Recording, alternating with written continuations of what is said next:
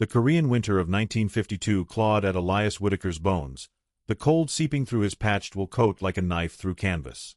At 64, his wiry frame, honed by years of hauling flour sacks and stirring vats of stew, felt the weight of every step across the frost-crusted ridge.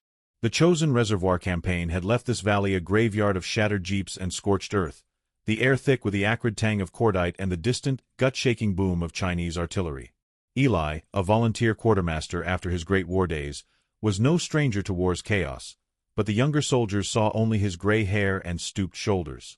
"Old man's here to cook, not fight," a lieutenant had sneered that morning, waving him off to deliver rations to a forward outpost. Now, that outpost was rubble, and Eli was running for his life. He stumbled through the snow, the crate of tinned beef digging into his arms, his breath puffing white in the dusk. Behind him, 4 others followed: Private Tommy Callahan, a cocky 19-year-old rifleman with a Brooklyn accent; Corporal Lena Hayes, a sharp-eyed medic in her late 20s; Private First Class Amos Reed, a quiet farm boy clutching a bandaged arm; and Sue Jean, a Korean civilian translator, barely 30, her face taut with fear. They'd been cut off when a Chinese patrol overran their position, the enemy's shouts echoing closer with every minute. Eli's heart pounded, not from age but from the memory of 1918, trenches, gas, and the screams of men he couldn't save. He wouldn't let that happen again. "Over there," Eli rasped, pointing to a jagged scar in the hillside, a collapsed supply tunnel, half buried under snow and twisted metal. The entrance was a black maw, barely wide enough for a man to crawl through, its edges framed by splintered timbers and frozen mud. "It's our only shot. Move." Tommy hesitated, his M1 Garand slung low. "That hole? We'll be trapped like rats, old man." "Better trapped than dead," Lena snapped, shoving past him. Her medic's bag swung heavily, her boots crunching the frost. Amos, pale from blood loss, nodded weakly, while Sue Jean's eyes darted to the ridge, where the silhouettes of Chinese scouts flickered against the fading light. Eli dropped to his knees, ignoring the ache in his joints, and crawled into the tunnel. The air inside was damp and metallic, like a forgotten cellar, the walls slick with ice and crumbled earth. The others followed, their breaths loud in the cramped space. The tunnel was a relic of an earlier fight, barely 10 feet deep, ending in a pile of rubble where the roof had caved in. It was a coffin of dirt and frost, but it was cover. Eli set the crate down, his hands trembling, not from cold, but from the weight of their survival resting on him, the useless cook. They huddled in the dark, the tunnel's chill sinking into their bones. The only light came from cracks in the collapsed timbers above, casting slivers of gray dusk across their faces. Tommy crouched near the entrance, his rifle aimed outward, muttering, "If they find us, we're done. Should have kept running." "Running where?" Lena hissed, checking Amos's bandage. Blood seeped through the gauze, the metallic scent sharp in the confined air. "We'd be target practice in the open."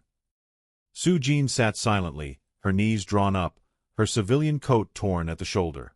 She'd been guiding the squad when the attack hit, her knowledge of the valley's paths useless now. Eli watched her, recognizing the same haunted look he'd seen in refugees decades ago. He turned to Amos, whose shallow breaths fogged the air. "Hang on, son," Eli said softly. "We'll get you out." Tommy snorted. What are you gonna do? Cook us a stew to scare him off?" Eli's jaw tightened, but he didn't bite back. He'd heard worse in his time, officers calling him a kitchen grunt, soldiers mocking his age. In 1918, he'd kept a company fed through a German siege, sneaking rations past enemy lines using tricks he'd learned as a farm boy. Now, those same instincts screamed, "Use what you know. Use the land." This valley, with its hidden trails and forgotten supply caches, was his kitchen now. Outside, the crunch of boots on snow silenced their bickering. Eli held up a hand, and the group froze. Through the cracks, he glimpsed shadows moving, Chinese soldiers, their bayonets glinting, their voices low and guttural. A flashlight beam swept the hillside, its edge grazing the tunnel's entrance.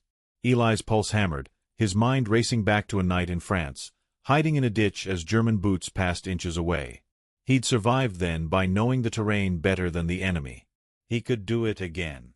The beam passed, but the soldiers lingered, their footsteps circling closer. Tommy's hands shook on his rifle, his bravado gone. Lena pressed a hand to Amos's mouth, stifling a groan as she tightened his bandage. Sujin whispered, "They're searching the ridge. They know someone's here." Eli's eyes scanned the tunnel, his mind mapping every detail. The loose dirt walls, the timbers creaking under the weight of snow, the crate of rations at his feet. That crate, tins of beef, a few grenades, and a coil of rope he'd grabbed on instinct, was all they had. But Eli's real weapon was his memory. As a quartermaster, he'd scouted this valley for supply drops, memorizing its twists and hidden gullies. The Chinese didn't know these hills like he did. They didn't know the old trails, the ones not on any map. "We can't stay here forever," Lena whispered, her voice steady but urgent. "Amos needs a medic tent. He's bleeding out."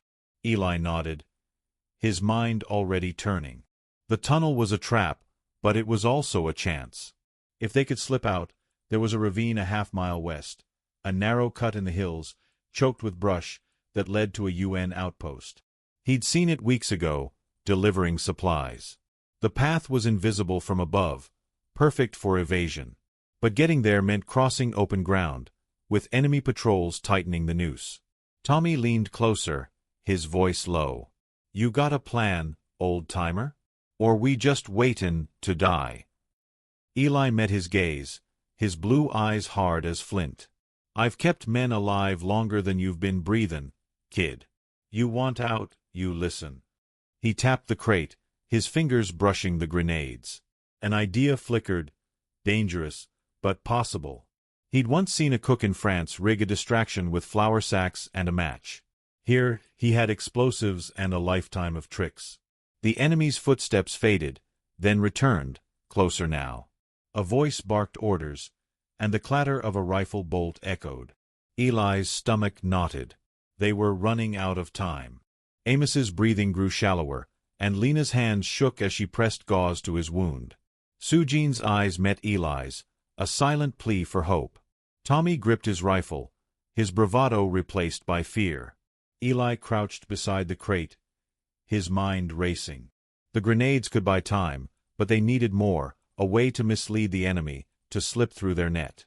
His fingers traced the tunnel's dirt wall, feeling its looseness. The hillside was unstable, a fact he'd noted when scouting. A small blast could trigger a slide, burying the tunnel's entrance and masking their escape. But it was risky. One wrong move, and they'd be crushed. He turned to the group, his voice low but firm. "We've got one shot. I know these hills. There's a ravine west of here, hidden, leads to our lines. But we need a diversion, something to pull them away." Tommy's eyes narrowed. "You're talkin' crazy. You're no soldier." "I've outlasted wars you read about in school," Eli said, his voice cutting through the dark. "You want to live, you trust me." Lena nodded, her face set. "What do we do, Eli?" He pointed to the grenades. "We make 'em think we're somewhere else. Then we move." His eyes flicked to the tunnel's roof, where a timber groaned under the snow's weight.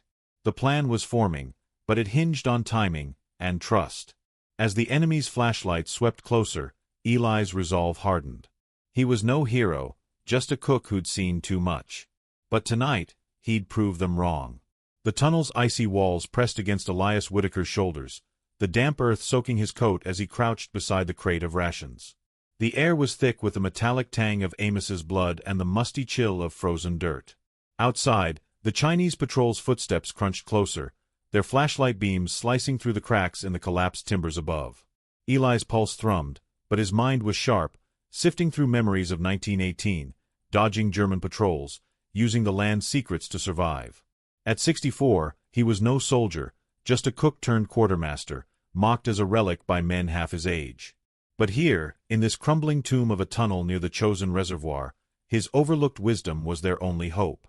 Tommy Callahan, the young Brooklyn rifleman, gripped his M1 Garand, his knuckles white. "They're gonna find us, old man. Your hole's a death trap." "Keep your voice down," Lena Hayes, the medic hissed, her hand steady as she pressed fresh gauze to Amos Reed's arm. The farm boy's face was gray, his breath shallow, the wound seeping despite her efforts. Sujin, the Korean translator, sat silent, her eyes scanning the darkness, her civilian coat trembling with each distant shout from the enemy. Eli ignored Tommy's jab, his fingers tracing the crate's contents: tinned beef, rope, and 3 grenades. His mind mapped the valley, every gully, every hidden trail he'd scouted delivering supplies. The ravine to the west, cloaked in brush, was their path to the UN outpost, but crossing open ground with patrols circling was suicide. They needed a diversion, something to draw the Chinese away. The tunnel's unstable roof, groaning under snow and loose dirt, sparked an idea. Back in France, he'd seen a cook rig a flour sack to mimic gunfire.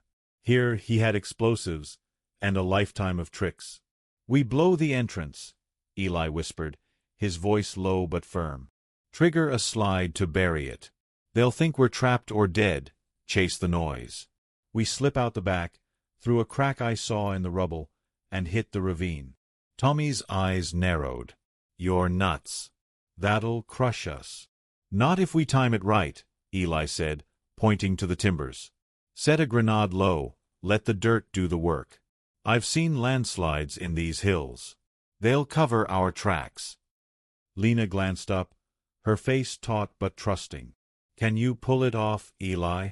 "I've hauled supplies through worse," he said, his voice steady despite the ache in his knees.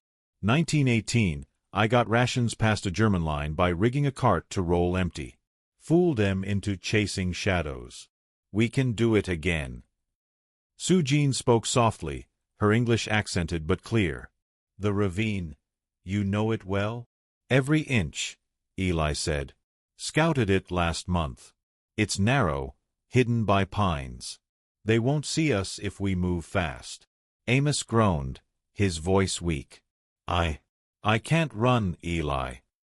"You won't have to," Eli said, meeting his eyes. "We carry you. No one gets left." Tommy scoffed, but his bravado was thinning. "You're bettin' our lives on a cook's hunch?" Eli's gaze hardened.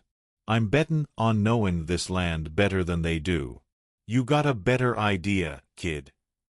Tommy fell silent, the tunnel's damp chill swallowing his retort. Outside, the enemy's voices grew louder, a radio crackling with static. Eli's heart sank. They had minutes, maybe less. Eli worked fast, his gnarled hands steady as he rigged the grenade. He wedged it low against the tunnel's entrance, where the dirt was loosest, tying the pin to the rope coiled in the crate. A sharp tug from the tunnel's far end would pull it, triggering the blast. The plan was simple but brutal.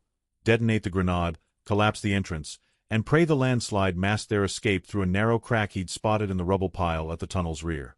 The crack was tight, barely wide enough for Amos, but it led to a shallow ditch outside, hidden by snow-drifted brush. Lena watched, her medic's bag slung over her shoulder. "If this goes wrong, we're buried alive." "Then we do it right," Eli said, his voice calm but unyielding. He thought of his Nebraska farm, the blizzards he'd survived by reading the land signs, wind patterns, snow weight. War was just another storm. He handed the rope's end to Sujin. "You pull when I say. Steady, not fast." She nodded, her hands trembling but resolute. Eli turned to Tommy. "You're on Amos. Help Lena carry him." Tommy bristled. "I ain't your errand boy." "You're a soldier," Eli snapped, his voice cutting through the dark. "Act like one." Tommy's jaw clenched, but he nodded, slinging his rifle to help Lena lift Amos. The wounded farm boy winced, his weight sagging against them. Eli's chest tightened. Amos was fading fast. Time was their enemy as much as the Chinese. The patrol's footsteps stopped, replaced by the clink of metal, a bayonet probing the snow. Eli froze, his breath catching. A flashlight beam swept the entrance, its edge grazing the grenade's pin. One wrong move, and the plan would detonate too soon. Sujin's eyes widened, her grip tightening on the rope. Eli raised a hand, signaling calm, his own heart pounding like a drum. The beam moved on, and Eli exhaled. He crawled to the tunnel's rear, inspecting the crack in the rubble. It was narrower than he'd hoped, jagged with broken stone, but passable. Beyond it, the ditch waited, cloaked in shadow. He pictured the ravine's path, half a mile of brush and frost, winding to safety. He'd walked it once, noting every turn, every rock. His memory was his weapon, sharper than any blade. Eli turned back, his voice a whisper. "We move the second the grenade goes. Lena, Tommy, you carry Amos through the crack. Sujin, you're with me on the rope. We pull, we run. No hesitation." Lena nodded, her face set. "I trust you, Eli," Tommy muttered. "Hope you're right, old man." Eli ignored him, his mind drifting to 1918. He'd been 27, a cook sneaking through French woods to deliver food to a pinned-down platoon. He'd used a creek bed to mask his tracks, moving at night, guided by stars. Now, older and slower, he felt the same fire. He wasn't just a cook, he was a survivor, and these hills were his to command. The enemy's radio crackled again, closer now. Eli's plan hinged on timing. The grenade would trigger the slide, but the noise would draw the patrol. They'd have seconds to slip through the crack before the Chinese realized the tunnel was empty.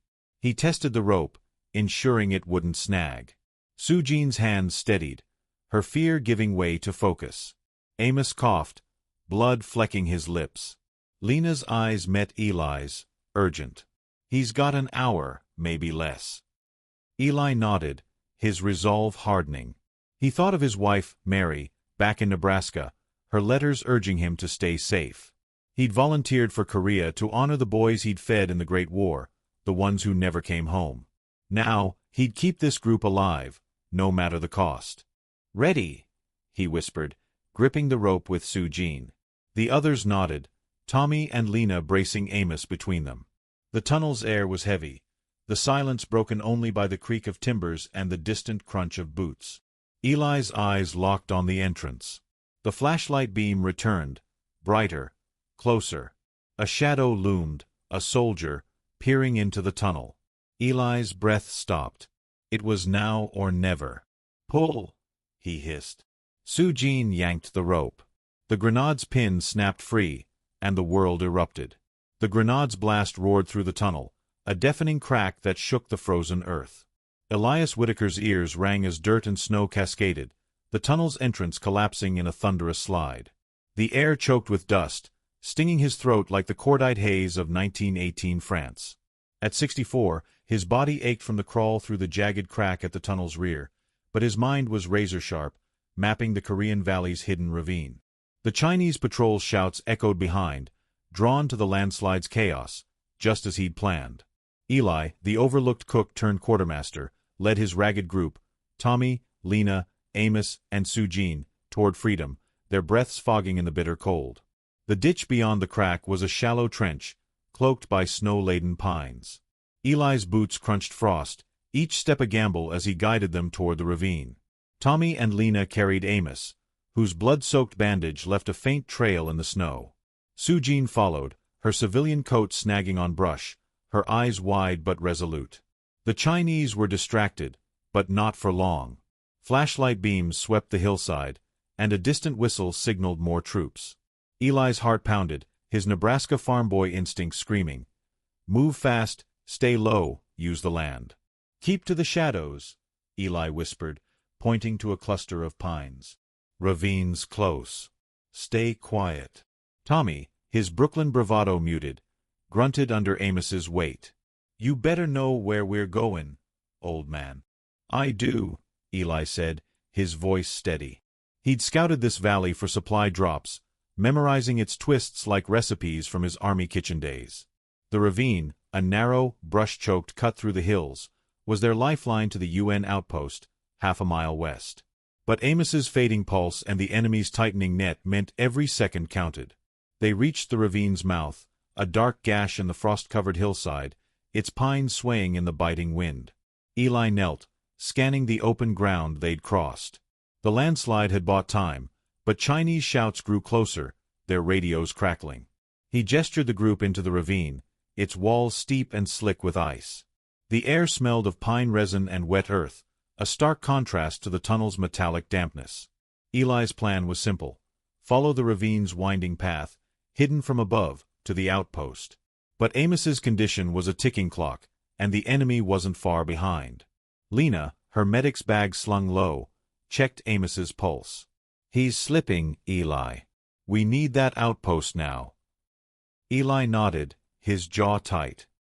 He thought of Mary, his wife, her letters tucked in his coat, her words about duty, about the boys he'd fed in the Great War who never came home. He'd volunteered for Korea to honor them, but now it was these 4 lives in his hands. His age, his useless cook skills, were proving the doubters wrong. "Tommy, Lena, keep him steady," Eli said. "Soo-Jean, watch our rear. If you see anything, signal." Soo-Jean nodded, her hands clutching a broken branch as a makeshift weapon. Eli led the way, his eyes scanning the ravine's turns, his memory guiding them past icy rocks and tangled roots. The cold gnawed at his joints, but he pushed on, driven by a fire kindled in 1918, when he'd snuck rations through enemy lines, using only his wits and the land's secrets. Halfway through the ravine, a shout rang out. Eli froze, motioning the group down. A Chinese scout stood on the ridge above, his silhouette sharp against the moonlit snow. His flashlight beam swept the ravine's edge, missing them by inches. Tommy's hand tightened on his rifle, but Eli shook his head. A shot would bring the whole patrol down on them. "We need another diversion," Eli whispered, his mind racing. His eyes fell on the crate, dragged from the tunnel. 2 grenades left, plus the rope. He remembered a trick from France, a decoy to draw fire. "Soo-Jean, help me." They worked fast, tying a grenade to a pine branch, the pin rigged to a taut rope stretched across the ravine's path. A trip would trigger it, mimicking an ambush. Eli's hands, gnarled from years of kneading dough, moved with precision, his heart steady despite the scout's nearing footsteps. "Move," he hissed, ushering the group deeper into the ravine. They scrambled over ice-slick stones, Amos's weight slowing them. The scout's beam flicked closer, and Eli held his breath, praying the trap worked. A sharp crack split the air, the grenade detonated, the blast echoing like gunfire. Shouts erupted above, the scout calling for backup, their boots pounding toward the explosion. Eli's lips twitched in a grim smile. The Chinese were chasing shadows again. The ravine narrowed, its walls closing in, the air heavy with the scent of frozen earth. Amos's groans grew fainter, and Lena's face was pale with strain. "We're close, right?" she asked, her voice tight. "Quarter-mile," Eli said, his eyes fixed on a bend ahead. He knew this spot, a supply drop he'd marked weeks ago, near the outpost's perimeter. But the enemy's radios crackled nearby, their pursuit relentless. Eli's plan had worked so far, but one misstep could end it all. He paused, his breath fogging. In his pocket, Mary's last letter crinkled, a reminder of home, of the farm where he'd learned to read the land, to endure. He'd kept men alive through wars and winters, not with guns but with grit. Now, he needed one final push. "Tommy," Eli said, "you still got that flare in your pack?" Tommy nodded, fishing out a battered flare gun. "One shot. What's the play?" Eli pointed to a clearing ahead, where the ravine opened to a snowfield near the outpost. "We fire it from cover, draw our boys' attention. They'll see the signal, send a patrol. But we gotta hold the line till they get here." Tommy's eyes widened. "You're sayin' we fight?" "I'm sayin' we survive," Eli said, his voice iron. "Set the flare. I'll cover the rear." They reached the clearing, the outpost's faint lights glinting in the distance. Eli positioned the group behind a cluster of rocks, their breaths shallow in the freezing air. Tommy aimed the flare gun skyward, its red streak bursting above the pines. The signal was a beacon, and a risk. The Chinese would see it too. Seconds later, shouts echoed from the ravine. Flashlights swept the snowfield, and the crack of rifle fire split the night. Eli crouched, grenade in hand, his eyes scanning the dark. 3 Chinese soldiers emerged, their bayonets gleaming. Tommy fired, dropping one, but the others advanced, their shots pinging off the rocks. Eli's heart raced, but his hands were steady. He hurled the grenade, its arc perfect from years of tossing sacks. The blast scattered the soldiers, buying precious seconds. Lena dragged Amos behind cover, her hands bloodied but firm. Su-jin swung her branch, stunning a straggler who got too close. Headlights pierced the snowfield. UN jeeps, their engines roaring. The outpost had seen the flare. Shots rang out as American troops engaged the remaining Chinese, their voices a lifeline in the chaos. Eli's group held their ground, his commands sharp and clear, guiding them through the firefight. The jeeps screeched to a halt, medics rushing to Amos. Lena collapsed, exhausted but relieved, as soldiers secured the area. Tommy, his rifle still smoking, stared at Eli, his sneer gone. "You did it, old man." Eli shrugged, his coat torn, his hands bloodied from the grenade's recoil. "Just kept us fed, kid." But his chest ached, not from age, but from the weight of Mary's letter, now stained with mud. He'd traded it for the flare, a small sacrifice to save them all. Su-jin touched his arm, her voice soft. "You knew the land. You saved us." Eli nodded, his eyes on the outpost's lights. He thought of 1918, of boys he couldn't save. Tonight, he'd rewritten that story. The medic stabilized Amos, and Lena's smile was a quiet victory. Tommy clapped Eli's shoulder, a grudging respect in his eyes. As they loaded into the jeeps, Eli looked back at the ravine, its shadows hiding the path he'd carved. He was no hero, just a cook who'd learned to endure. But in these hills, his wisdom had outlasted doubt, proving the overlooked could change history.